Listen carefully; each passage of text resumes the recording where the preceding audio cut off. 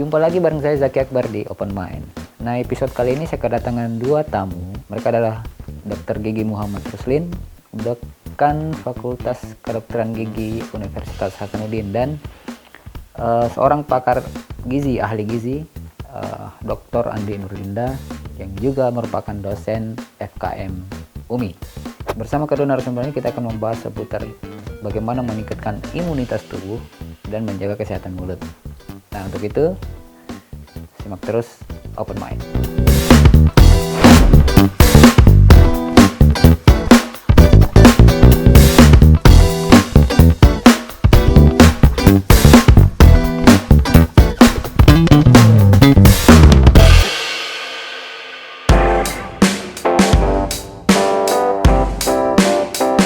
Assalamualaikum, Dok. Waalaikumsalam warahmatullahi wabarakatuh. Teman-teman Open Mind, saya sudah kedatangan dua narasumber. Nah, seperti saya jelaskan di awal tadi, saya kedatangan Dr. Muhammad Ruslin, Siap. Dekan FKG UNAS, dan Ibu Andi Nurlinda dari UMI. Selamat datang Pak, Bu. Iya. Apa kabar, Pak? Alhamdulillah baik. Ya, baik, sehat.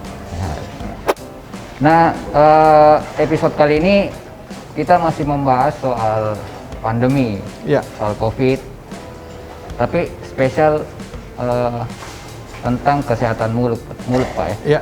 Bu. Nah, kemarin saya baca artikel sih,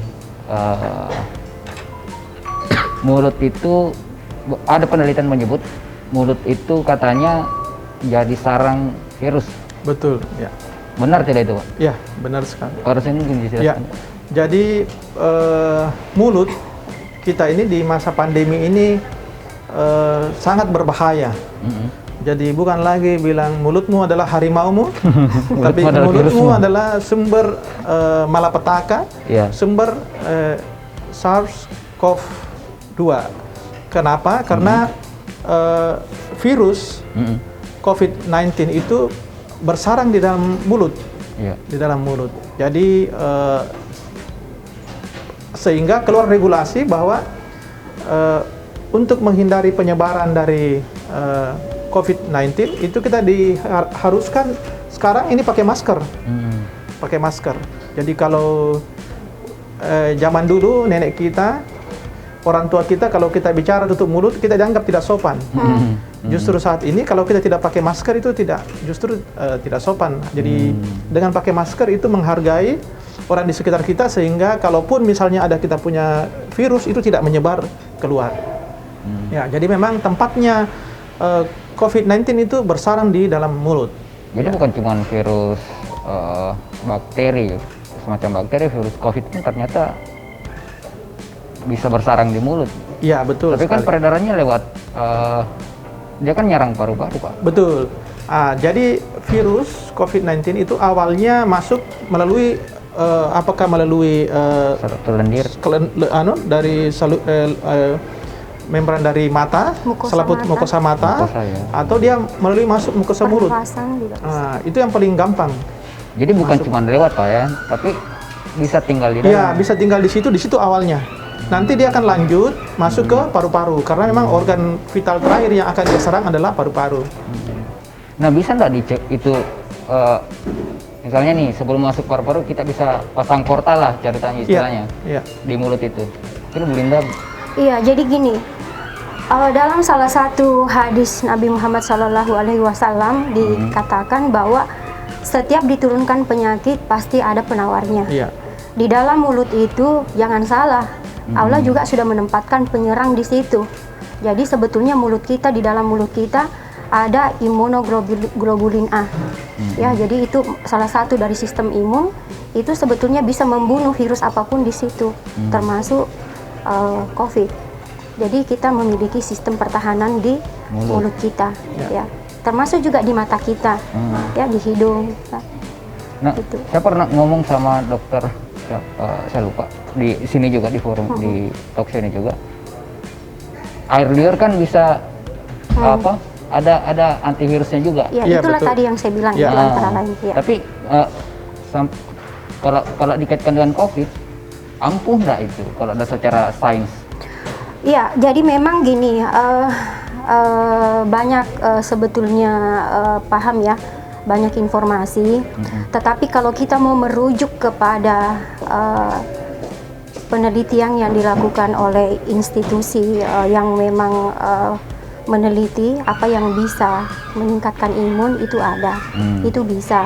Bahkan ada satu penelitian di mana di situ ditemukan bahwa IgA tadi itu bisa meningkat sampai 73% setelah kita tingkatkan imun kita. Jadi itu bisa ditingkatkan. Jadi kita juga jangan khawatir ya, tadi kan selalu ada penawar, di mana ada penyakit di situ ada penawar. Jadi itu bisa, ada penelitian itu bisa ditingkatkan. Bahkan untuk sel pembunuh alami, NK sel dok ya, itu bisa ditingkatkan. Ada satu riset yang pernah saya baca, itu bisa ditingkatkan 437%. Jadi itu kita boleh takut, tetapi kita juga jangan seperti sudah tidak ada apa-apa ya. Iya, intinya adalah bagaimana kita tadi membuat tubuh kita itu melakukan perlawanan alami, ya kan, karena kan dibilang tidak ada obatnya. Mungkin masyarakat kita takut kan, tapi kita bisa mencegah kok, ya kan, dengan meningkatkan imunitas kita. Nah, cara meningkatkannya nanti kita bahas. Tapi dok, saya mau ke Pak Ruslin dulu. Air liur ketika COVID itu ada penelitian baru lagi, katanya ketika COVID sudah bersarang di mulut itu gejalanya beda lagi dengan ada gejala-gejalanya, katanya bisa munculkan bintik atau infeksi di ruang mulut. Benar tidak itu dok? Ya, jadi COVID ini memberikan suatu respon yang bervariasi tiap individu. Seperti yang disampaikan tadi, bahwa memang sewaktu virusnya mulai masuk, apakah melalui rongga mulut atau rongga pernapasan atau masuk melalui mukosa mata, itu kalau misalnya di dalam rongga mulut ada satu tubuh kita yang memberikan respon pertahanan imun. Sama dengan tadi. Itu ada di air ludah, air liur.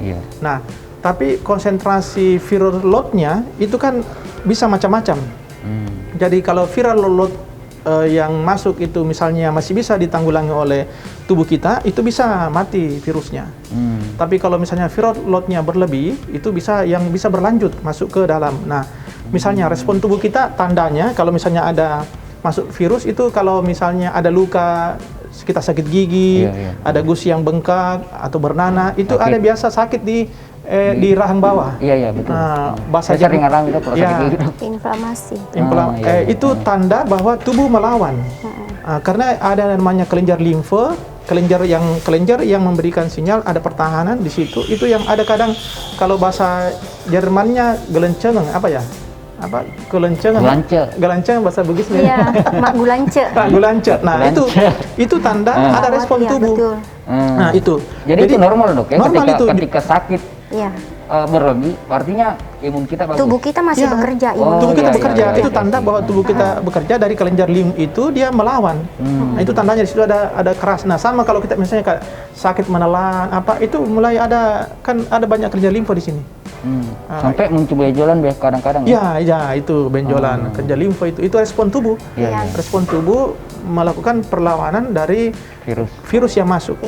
Jadi itu tanda. Ada 3 tandanya: tumor, labor, kalor. Tumor itu termasuk benjolan. Jadi maksudnya termasuk penanda kalau imun sedang bekerja nih. Betul. Ya, maksudnya ada benjolan yang memang normal. Iya. Pada saat ada kuman, normal dia membesar. Tapi akan kempis dengan sendirinya kalau sudah tidak ada lagi.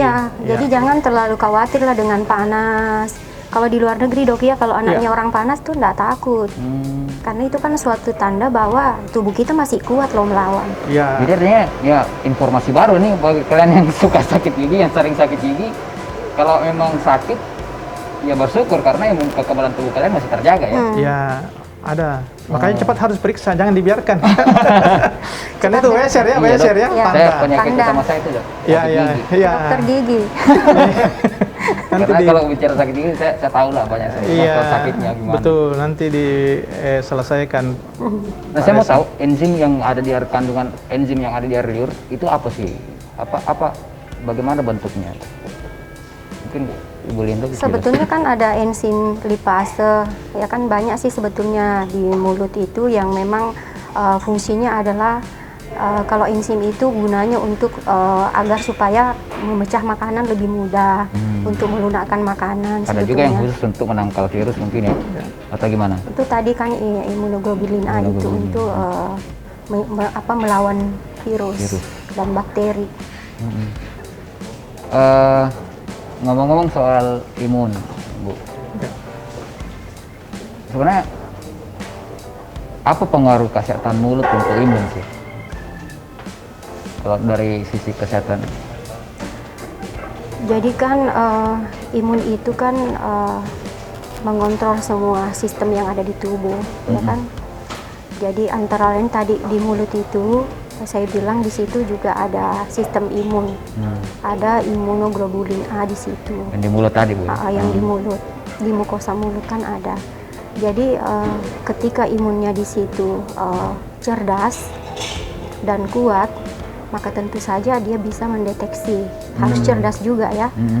Kalau dia cerdas, dia bisa mendeteksi patogen, termasuk tadi virus yang sekarang ini kan virus COVID. Jadi imun juga harus cerdas ya? Harus. Itu yang mungkin belum banyak orang paham. Judulnya hanya kuat saja. Padahal sesungguhnya kalau kuat itu juga bahaya. Karena dia bisa, imun itu bisa menyerang balik bisa jadi bumerang diri ya? kita, iya. Jadi imun terlalu kuat itu terlalu tinggi juga tidak bagus. Dia bisa berbalik menjadi autoimun. Nah, cara mengetahui kalau imun ini cerdas gimana, Bu? Caranya adalah tentu saja orang tidak sakit.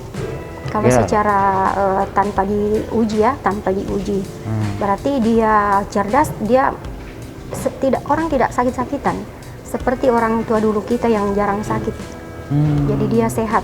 Artinya kalau sering sakit, artinya imunnya? Iya, imunnya lemah dan kemungkinannya ya, imunnya lemah dan pasti tidak cerdas.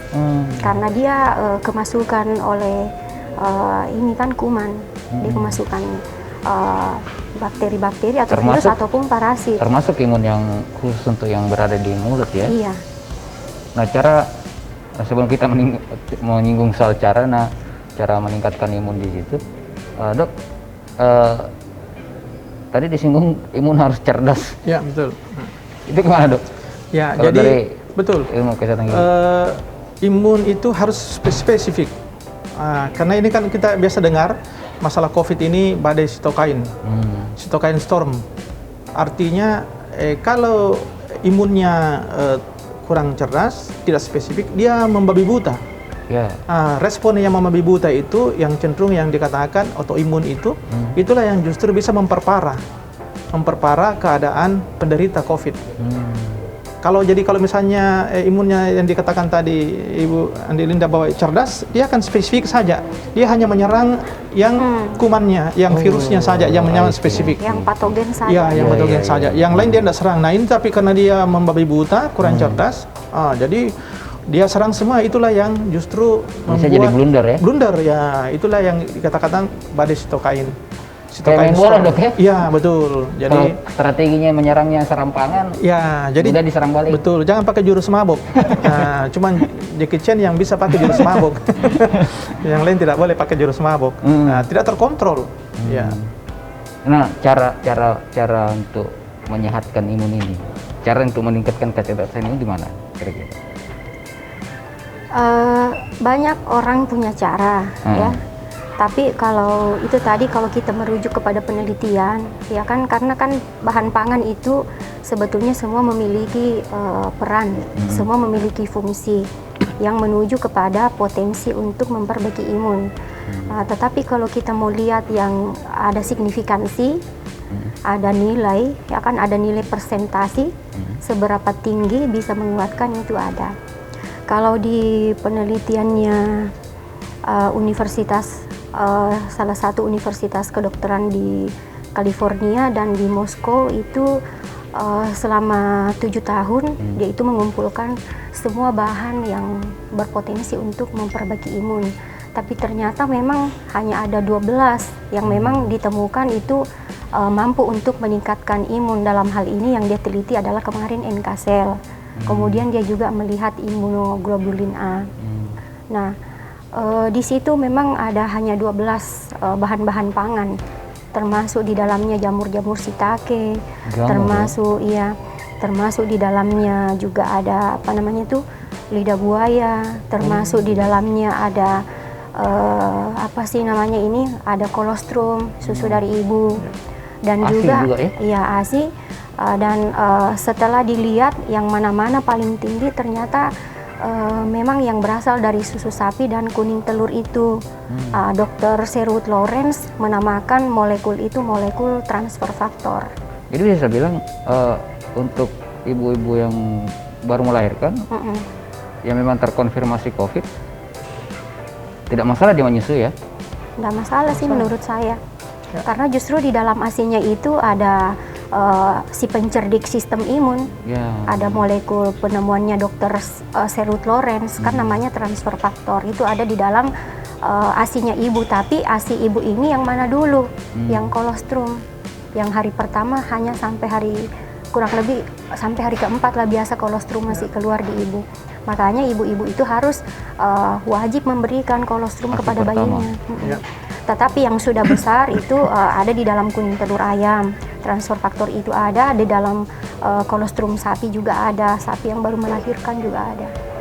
Nah, nanti kita bahas lebih jauh soal itu. Tapi kalau misalnya di rongga mulut, saya bicara di rongga mulut, di sekitar rongga mulut, ketika virus sudah bersarang, bagaimana cara itu? Secara bukan soal kita tidak bicara soal imun, tapi teknisnya bagaimana cara supaya COVID itu tidak sampai ke paru-paru? Ya, betul. Jadi saat ini barier pertama apa yang kita lakukan, ingat pesan ibu ya, pakai masker, jaga jarak, cuci tangan. Kemudian setelah, kalaupun kita sudah melakukan proteksi dengan memakai masker, tembus ada di dalam rongga mulut, itu bisa kita lakukan pembersihan rongga mulut kita dengan menggunakan mouthwash, obat kumur. Obat kumur ya? Ya. Nah, obat kumur yang digunakan itu saya sebut kandungannya ya, bukan mereknya, karena bukan saya bukan penjual. Kecuali kalau sudah ada sponsor. Ya, ada dua itu kandungan obat kumur yang hasil riset terakhir itu ada lembaga riset dari Singapura dan Malaysia itu mengatakan bahwa povidone iodine, jadi semua obat kumur yang mengandung povidone iodine itu bisa memproteksi COVID-19 sampai dengan 99,9%. Saya bisa bilang bisa membunuh virus. Iya, membunuh virus. Oh, oke. Walaupun dikatakan bahwa obat ini itu memang untuk antimikroba. Povidone iodine antimikroba, kan agak beda ya. Ada antimikroba, antivirus. Tapi bakteri dan virus kan beda. Ya, beda, betul. Tapi antimikroba ini bisa menghancurkan, melisiskan virus COVID-19. Sama dengan kenapa kita pakai sabun bisa dia mati, ya seperti itu karena lisis. Dia bisa membunuh COVID-19 99,99%. Semua log 4 istilahnya ya, log 4. Obat anti kumur ya? Bukan, yang mengandung povidone iodine. Baik dari konsentrasi 1% sampai dengan 0,45%. Itu sudah diteliti. Bahkan yang mouthwash, obat kumur dengan kandungan povidone iodine 1% sampai dengan 5% itu bisa menghancurkan virus 99,9999% atau log 5 per 30 detik. 15 detik. Kalau yang tadi ini 30 detik, kalau yang ini 15 detik. 15 detik ya? Bisa membunuh kuman. Itu. Kemudian obat kumur yang kedua yang mengandung chlorhexidine. Dia juga chlorhexidine ini sifatnya juga antimikroba spektrum luas, baik gram negatif, gram positif maupun aerob, anaerob. Tapi dia juga bisa membunuh virus COVID-19.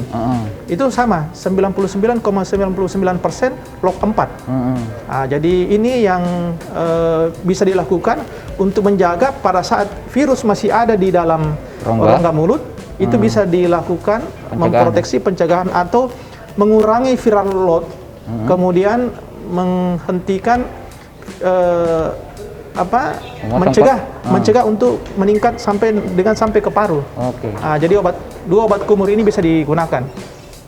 Yang mengandung povidone iodin dan dengan mengandung chlorhexidine. Chlorhexidine.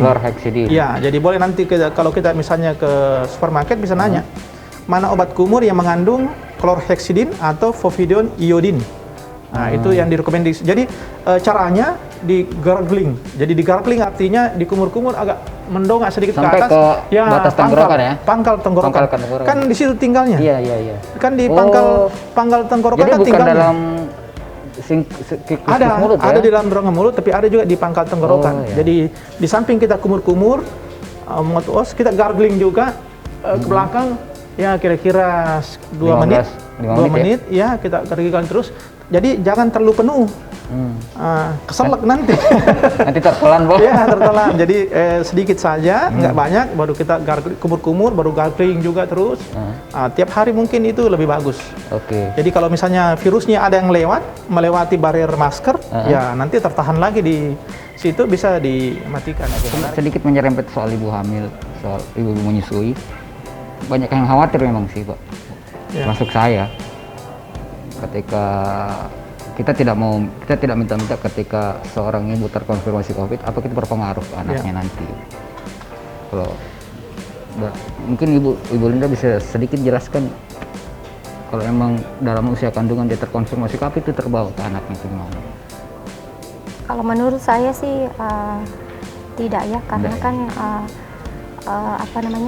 ada perlindungan bayi di dalam kandungan ibu. Ya.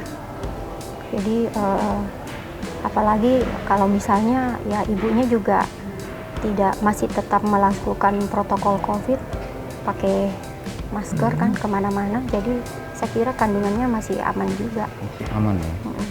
Apalagi kalau menyusui ASI, ketika menyusui juga tergolong aman ya, karena di ASI juga tadi dijelaskan ada Jadi di dalam ASI ibu itu ada molekul transfer faktor. Bahasa awamnya mungkin ada zat antivirus di dalamnya. Atau gimana? Ya, itu kan tadi nama molekul yang penemunya menamakan seperti itu. Itu nama molekul. Jadi itu bukan merek ya, itu nama molekul itu. Yang penemunya memang menamakan seperti itu. Nama penemunya. Penemunya memang menamakan dia molekul transfer faktor. Nah tadi saya dengan Dr. Ruslin sudah menjelaskan bagaimana cara mencegah dengan obat kumur itu tadi.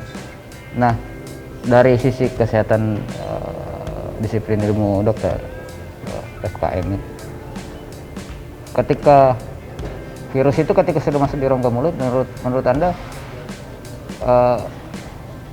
itu bisa tercegah di situ atau memang sudah tidak bisa? Ya, kalau tadi kita melihat aktivitas IgE itu kan IgA itu bisa, jadi dia bisa dihancurkan di situ. Bisa dihancurkan di rongga mulut ya? Iya, bisa. Oleh imunoglobulin A itu dia bisa menghancurkan kan virus itu atau apapun itu kalau memang dia sudah cerdas. Nah, fungsi atau peranan si molekul ajaib ini dia itu memberikan kecerdasan. Jadi dia bisa mengenali berbagai macam patogen atau berbagai macam jenis kuman-kuman. Soalnya kan kuman banyak. Virus saja ada 2.000, bakteri lebih 1 juta, belum parasit, belum yang lain-lain kan jamur, banyak sekali. Kanker aja ada 200 jenis. Jadi memang kalau tidak spesifik itu tidak. Jadi walaupun kita makan vitamin-vitamin, mineral-mineral, tapi kalau imun kita belum cerdas, dia tidak bisa membunuh yang target yang ada di situ. Nah, saya tertarik sih untuk membahas itu, yang bagaimana cara mencerdaskan imun. Tapi nanti Bu, kita semua nanti lebih spesifik bagaimana cara meningkatkan kecerdasan imun ini, bukan cuma meningkatkan kekuatan ya. Tapi bagaimana imun ini bisa, yang seperti bahasa Ibu tadi, bisa cerdas untuk dari situ. Tapi sebelum kita ke situ, saya masih tertarik tadi membahas soal yang obat kumur tadi. Selain obat kumur, saya pernah baca, saya pernah dapat dari Prof. Idrus sih kalau saya nggak salah. Itu katanya minyak kayu putih pun bisa. Nah, kalau dari sisi dari ilmu kedokteran gigi gimana nih? Mungkin mekanisme kerjanya saya tidak terlalu tahu persis bagaimana mekanisme kerja dari kalau minyak kayu putih, tapi mungkin dia prosesnya kan di pernapasan, di saluran napas. Kan harus dihirup ya, harus dihirup. Bukan masuk ke dalam rongga mulut, tapi harus dihirup. Saya kurang tahu bagaimana mekanisme kerjanya kalau melalui pernapasan. Tapi mungkin juga fungsinya dari minyak kayu putih ini bisa membunuh, melisiskan si virus tadi ini. Kalau yang obat kumur tadi yang mengandung povidone dan chlorhexidin memang itu sudah dilakukan penelitian. Kalau eukaliptus saya tahu obat kumur yang mengandung eukaliptus karena kan beberapa bulan terakhir kita sering didengar eukaliptus bisa menangkal virus. Ya, saya pikir mungkin bisa dilakukan penelitian bukan hanya dihirup ya, kan selama ini cuma dihirup. Dijadikan juga obat kumur kali eukaliptus itu. Bisa mungkin nanti coba kita jadikan suatu bahan pemikiran untuk buat suatu penelitian membandingkan tadi. Bisa jadi akhirnya kan kita bisa menggunakan 3 nih bahan nih. Eukaliptus, kemudian povidone iodine dan chlorhexidin. Bisa kita lihat mana yang lebih efektif ya. Iya. Nah, terserang karena membaca beberapa artikel saya ikut eukaliptus minyak kayu putih lah. Iya, eukaliptus ya. Saya sampai pernah coba kumur-kumur pakai itu air hangat campur beta-tetesan minyak kayu putih terus saya kumur-kumur. Ya. Tapi agak-agak aneh sih emang agak-agak lega ya? Pak. Lega ya. Ya. Mungkin karena kandungannya itu. Ya, bisa. Jadi perlu kita buat penelitian ya. Cari sponsor dulu Pak. Nah Pak, kalau sikat gigi gimana? Ya. Jadi sebenarnya kandungan di pasta gigi. Ya. Jadi kalau sikat gigi otomatis kan bukan hanya ke virus, ke jenis kuman yang lain kan. Nah, itu juga pasti lebih kompleks Pak. Ya, jadi betul tadi di rongga mulut itu tempat banyak kuman. Makanya di dalam rongga mulut dikontrol oleh pH. Harus pH-nya tadi seimbang, asam basa seimbang supaya kuman itu bisa konsentrasinya seimbang juga antara yang patogen dengan non patogen. Jadi di samping tadi air liur dengan imunoglobulinnya itu unsur lipase amilasenya itu berfungsi untuk mencerna makanan, membantu menghancurkan makanan, juga untuk fungsi untuk imunnya di situ ada. Nah, itu memang harus semua seimbang. Makanya Tuhan sudah menciptakan sedemikian rupa itu rongga mulut itu menjadi memproteksi sesuatu karena itu jalan masuknya kan, jalan masuknya. Bisa kebayang kalau di situ tidak ada unsur untuk melindungi tubuh, makanan yang ditelan saja tanpa dilindungi, dihancurkan kumannya. Kalau ada kumannya kan bisa kita mungkin sudah tiap jam sakit. Begitu pula pernapasan kan sudah ada mekanisme tubuh yang memproteksinya, termasuk mata ada mukosanya yang membunuh kalau ada masuk. Jadi seperti itu. Nah, ini juga sehubungan dengan tadi obat kumur, kami juga tidak menganjurkan selalu menggunakannya. Itu kenapa Pak? Karena itu tadi di dalam rongga mulut tadi kan ada kuman, banyak flora baik. ada flora baik dan negatif, ada yang patogen non patogen, itu harus seimbang. Kalau kita pakai terus obat kumur, bakteri baik bisa mati. Bakteri yang mengimbangi tadi yang jelek itu bisa hilang semua, akhirnya yang jadi gampang nanti tumbuh jamur. Banyak orang gitu. Jamuran mulutnya karena ternyata dia sering pakai obat kumur. Karena yang bakteri yang tadi yang positif yang melindungi, mengimbangi tadi bakteri negatifnya ini hilang, sehingga banyak tumbuh jamur. Nah, kira-kira Bu Linda berapa kali ya efektifnya itu kita pakai obat kumur? Ahlinya barangkali dokter sering kalau obat kumur ya. Jadi kalau masalah waktu sekarang, kalau menurut saya pertama sebenarnya penggunaan obat kumur itu kalau misalnya ada tindakan kita yang misalnya kita habis sabuk gigi, habis bersihkan karang gigi kan ada luka atau ada sariawan. Pada saat itu saja kita pakai itu obat kumur. Jadi nggak boleh tiap hari ya? Nggak boleh. Nah, cuman karena masalah COVID saat ini ya mungkin sekali lah. Pada saat sekali sehari pada saat kita setelah keluar balik ke rumah ya kita gargling. Ya setelah itu besok lagi kita aktivitas keluar pulang baru kita gargling lagi. Nah, mungkin juga kalau tidak kan jarang misalnya keluar, kalau di rumah terus jangan pakai. Nah, ini untuk mengimbangi tadi, jadi obat kumur juga bisa memperlama merusak juga. Merusak ya. Sama dengan ada pembersih wanita juga kan? Kan itu juga bisa. Itu tidak boleh juga dipakai terus karena merusak. kelembaban, merusak segala macam pH yang ada di situ. Jadi tidak boleh juga selalu dipakai. Oh. Kalau iklannya dia bilang pakai terus. Supaya Iya laku, kan? Pak. Iya, untung nggak ada sponsor kan. Itu. Nah, kalau air garam gimana tuh? Orang-orang dulu kan kalau sakit gigi kita Ya. anggap kalau sakit gigi suruh kumur air garam Iya. dulu. Gimana tuh, Pak? Ya, larutan Larutan garam garam itu, itu larutan garam itu kan bahasa ininya NaCl itu yang dipakai infus itu kan cairan tubuh. Bisa membersihkan memang. Ya. Jadi karena dia sesuai dengan pH-nya, sesuai dengan cairan tubuh itu bagus. Memang bisa, tapi belum terlalu kuat dibanding kalau misalnya tadi memang ada kandungannya khusus ya, kayak povidone-iodine, chlorhexidine, ada kandungan khusus untuk membunuh mikroba. Ya. Jadi menarik ya karena Ya. ternyata obat kumur, karena saya pun dulu sampai sekarang sih hampir tiap hari, Pak, Ya, jangan. obat kumur itu. Ya, jadi kesannya nanti kita kayak manfaatkan sebagai placebo-nya. Karena kita pakai obat kumur, perasaan sudah nyaman ya, padahal misalnya tidak bersihkan karang gigi, tidak bersihkan yang gigi yang berlubang, yang ada sisa akar tidak dibuang, justru tidak ada gunanya. Nah, Ibu Dina tadi selalu singgung soal kecerdasan imun, dan mungkin banyak teman-teman yang belum paham ternyata ada imun itu harus cerdas juga.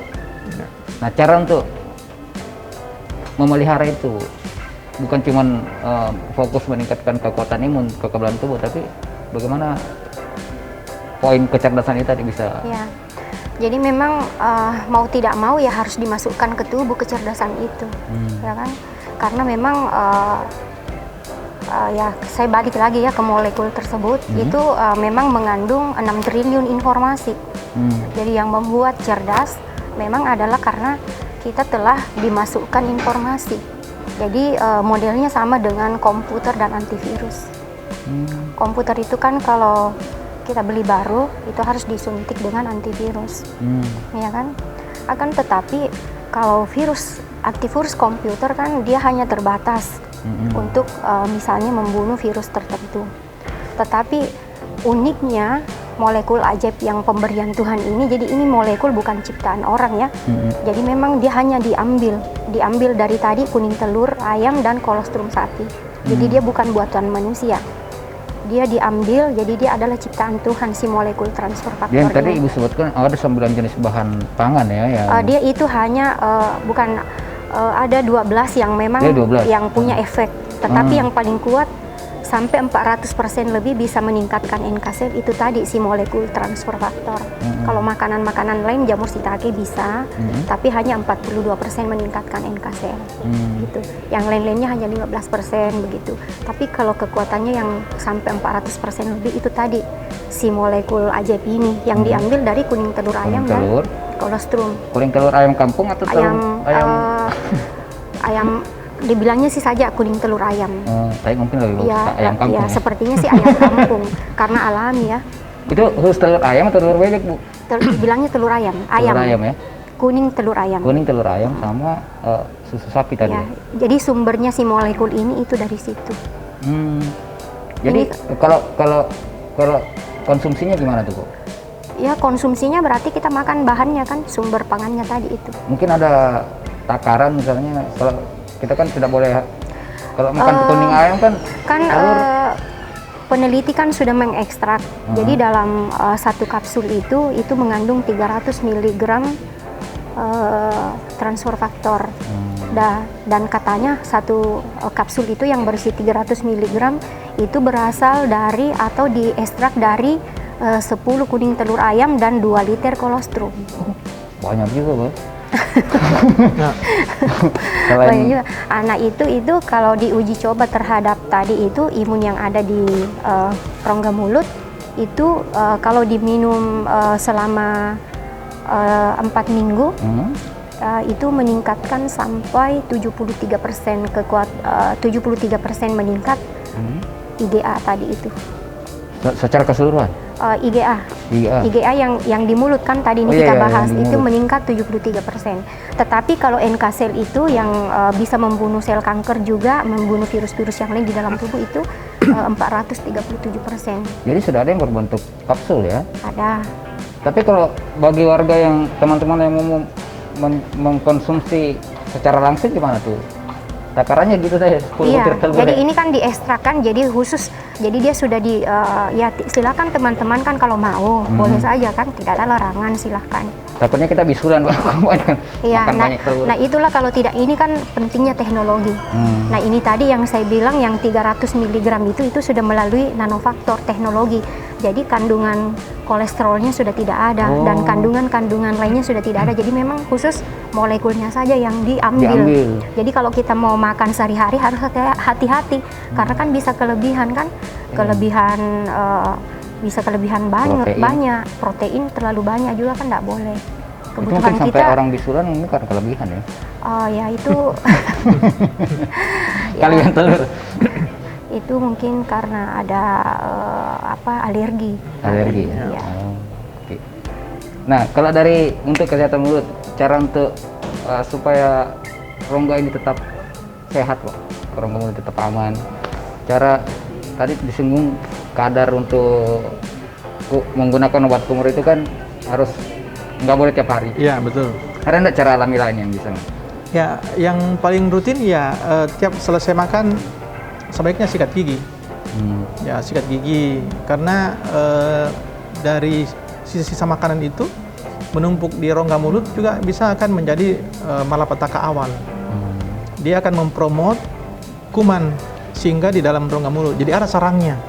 Ada sarangnya. Nah, akhirnya terjadi kerusakan gigi. Nah, ini semakin lama kan jangankan bilang virus COVID-19 bikin demam. Gigi yang lubang-lubang kan bikin demam juga. Iya, Pak. Saya sering itu, Pak. Artinya ini ada proses infeksi yang gampang. Nah, dengan misalnya dengan masalah virus, sebaiknya dengan menjaga ekosistem dalam rongga mulut itu bisa membantu menjaga kalau misalnya ada virus yang masuk. Kalau yang tadi seperti dengan kita menjaga itu, kita kan meningkatkan imunitas tubuh juga. Dengan menjaga gigi baik, kan kita bisa mengkonsumsi makanan-makanan yang bisa meningkatkan imun. Iya. Tadi sudah dijelaskan. Iya. Kalau gigi sakit kan nggak bisa makan. Gimana imunitas? Artinya intake-nya nanti takutnya Berkurang. Banyak orang sakitnya tambah parah karena intake-nya nggak bisa masuk makanan. Nah, jadi kadang istilahnya ada albumin rendah. Karena itu tadi masalah gizi apa kurang, akhirnya albuminnya rendah, imunitasnya nggak bisa dibangun. Ya. Nah, begitu. Nah, itu banyak orang tidak sadar ya ketika ternyata mulut ini penting ya untuk dijaga. Ya. Penting sekali. Kan orang bilang lebih baik sakit hati daripada sakit gigi. Betul. Karena kalau sakit gigi. Tapi tadi masalah kecerdasan membuat cerdas imun, ya. Kalau untuk COVID ini ya tadi itu vaksin. Vaksin. Iya. Nah, ini kan tadi ada berita terbaru tadi vaksinnya udah ada di Indonesia. Ada vaksin. Jadi itu memang mirip dengan, jadi molekul transfer faktor itu mirip dengan vaksin. Tapi kalau vaksin kan mungkin dia Direkayasa ya? direkayasa, kalau ini tadi alami. Ya. Dan tadi kalau vaksin kan mungkin hanya beberapa penyakit, tapi kalau si molekul ini ya 6 triliun informasi dia bisa berikan. Jadi mau TBC, mau hepatitis, mau COVID, mau cuma bisul-bisul, mau kanker sekalian. Nah, jadi dia bisul, bisa Pak, dia bisa penyakit gitu. yang serba salah kita kalau kena Tapi bisul. saya sarankan hostnya ini khusus bahas tentang bagaimana nih pengaruh vaksin ini COVID. Nanti kita bahas. Supaya karena kan kita masih cari-cari Ya. informasinya tentang Ya. vaksin ini gimana. karena banyak orang ragu-ragu kan. Iya, saya pun agak-agak ngeri sih Pak. Kita kan nggak tahu. Saya bisa yang pertama Pak kalau mau vaksin. Berani Pak ya? Berani saya. Nanti kita bahas itu. Nah terakhir Pak, closing statement untuk teman-teman Ya. Open. Kira-kira kita harus gimana nih? Mungkin dari Pak Dokter dulu. Ya, jadi selama pandemi ini artinya jangan sampai kita ini COVID-19 sudah mengobok-obok alam kehidupan kita ini. Artinya kita harus siap berubah, bermigrasi cepat karena kan cloning itu begitu. Siapa yang tidak bisa mengubah diri itu akan dimati dengan virus itu, keadaan itu. Nah, artinya ingat pesan Ibu ya, pakai masker, jaga jarak, kemudian sering cuci tangan. Kemudian tadi di samping proteksi masker, setelah aktivitas seharian misalnya di luar, kalau kita kerja di luar, itu kita bisa menjaga kondisi supaya virusnya tidak menyebar. ke tubuh kita dengan obat kumur tadi. Obat kumur tadi, ya. Kumur yang mengandung apakah itu yang mengandung chlorhexidin atau mengandung povidone iodin. Rutin itu insya Allah bisa mencegah kita dari COVID-19 di samping tadi bagaimana meningkatkan imun. Nah, dari Bu Linda, kira-kira pesannya untuk warga masyarakat di luar? Ya, jangan terlalu takut, jangan stres, karena stres itu justru menurunkan imun kita. Jangan begadang, dan tadi kita sudah bilang cerdaskan imun. Saya kira seperti itu, sehingga saya pun warawiri kemana-mana. Bahkan dia bergaul dengan orang-orang yang kena COVID kan karena itu tadi. Tetap kita menjaga pakai masker, karena kalau kita tidak melakukan pekerjaan kita kan ya orang-orang bisa mati secara ekonomi. Jadi ya silakan aja kan melaksanakan kegiatan-kegiatannya, tetapi tetap pakai masker, jaga jarak, ya kan. Tapi tadi itu jangan begadang, jangan stres, dan cerdaskan imun. Pokoknya itu tadi Bu, Iya. kita cerdaskan imun, jadi bukan cuma menguatkan imun, tapi fokus juga bagaimana menjaga asupan gizi supaya imun ini tadi dijelaskan ada 9 bahan pokok, tapi utamanya telur sama susu sapi. Itu bisa mencerdaskan imun tuh. Oke, obrolan kita episode ini banyak ilmu baru yang kita dapat. Pertama tadi ternyata mencegah virus masuk itu cukup dengan bisa kita rutin dengan obat kumur Pak ya. Itu bisa salah satu trik untuk menjaga bagaimana kita bisa mencegah virus untuk masuk ke dalam tubuh. Dan dari Bu Linda tadi kita baru tahu ternyata imun juga itu bisa cerdas. Harus cerdas, bukan cuma kuat.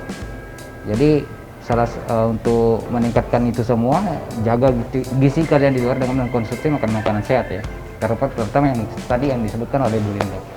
Nah, kepada kedua narasumber saya, Pak Ruslin dan Bu Linda, terima kasih banyak Pak udah hadir di Open Mind. Nanti Sama-sama. kita ngobrol-ngobrol lagi lebih panjang dengan tema yang lain. Dan kepada sobat Open Mind, semoga obrolan ini bisa membawakan ilmu baru kepada teman-teman, manfaat baru selama pandemi, khususnya selama pandemi ini.